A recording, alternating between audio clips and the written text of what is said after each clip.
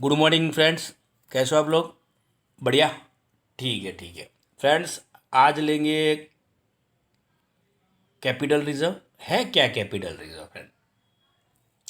The reserve which are created from capital profit are known as a capital reserve.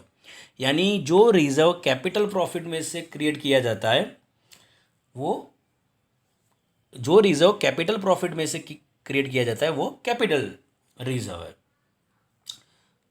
सीधी बात है कि ये जो day to day business transaction है उसमें से तो ये प्रॉफिट हो नहीं सकता, तो कहाँ से ये कैपिटल प्रॉफिट क्रिएट किया जा सकता है, यानी उसका बर्थ हो सकता है। और most important part is that company dividend देना भी चाहे from capital reserve, company capital reserve में से डिविडेंड नहीं दे सकती।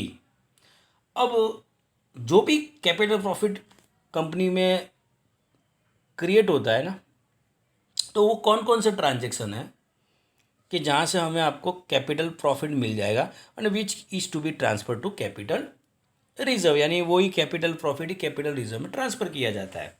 तो first is profit on sale of fix assets, यानी आप जब भी फिक्स एसेट्स को सेल करो, land and building, machinery, furniture, whatever में भी, तो वहाँ से जो भी आपको प्रॉफिट मिल जाएगा which is known as a capital profit, और वही कैपिटल प्रॉफिट को कैपिटल रिजर्व में कन्वर्ट किया जाता है। फिर the revaluation of fix assets, यानी हम पढ़ चुके फर्स्ट पार्ट में, आप फिक्स एसेट्स का रिवैल्यूएशन करो, वो ही सीधी बात है। जब भी कंपनी के पार्टनरशिप में चेंज होता है तो रिवैल्यूएशन करना पड़ता है, तो वो जो कैपिटल प्रॉफिट क्रिएट किया जाता है वही कैपिटल रिजर्व में ट्रांसफ़र होता है। प्रॉफिट प्रायर टू इनकॉर्पोरेशन हो, यानी कंपनी जो एस्टेब्लिशमेंट है उसका ऑन पेपर, उससे पहले जो भी प्रॉफिट अर्न किया हुआ है कंपनी ने प्रायर टू इनकॉर्पोरेशन, वो प्रॉफिट भी आपका कैपिटल प्रॉफिट होगा और वही ट्रांसफ़र होगा कैपिटल रिजर्व में। ठीक है। Premium on issue of shares and debenture, यानी कंपनी को फेस वैल्यू से जो भी पैसे ज़्यादा मिले, यानी कंपनी की फेस वैल्यू 10 रुपीज़ है पर कंपनी ने प्राइस रखी हुई है 12 रुपीज़, तो जो 2 रुपीज़ ज़्यादा मिल रहे हैं विच इज़ कॉल्ड प्रीमियम। तो सीधी बात है, कंपनी की मार्केट में प्रेस्टीज ज़्यादा होगी तो प्रीमियम मिलेगा। तो सीधी बात है, ये जो 2 रुपीज़ ज़्यादा मिल रहा है which is known as a capital profit, और वो ट्रांसफ़र होगा कैपिटल रिजर्व में। फिर है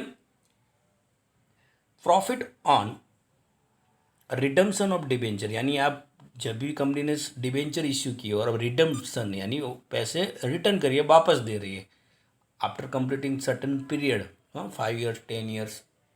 ठीक है। तो उस टाइम पे जो भी प्रॉफिट कंपनी अर्न कर रही है which is known as a capital profit, और कैपिटल प्रॉफिट में से ही कैपिटल रिजर्व क्रिएट किया जाता है।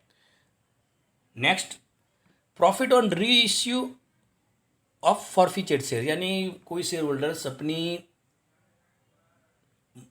अमाउंट शेयर्स पे नहीं कर पा रहा है, whatever reason, the shares which are held by any shareholders who does not pay the entire amount on shares which is held by him or she, तो वो जो shares company उससे वापस ले लेती है, यानी वो शेयर्स फॉरफीचर कर लेती है पर कंपनी पैसे वापस नहीं देती, तो वो जो अमाउंट उसको मिली हुई which is known as a capital profit.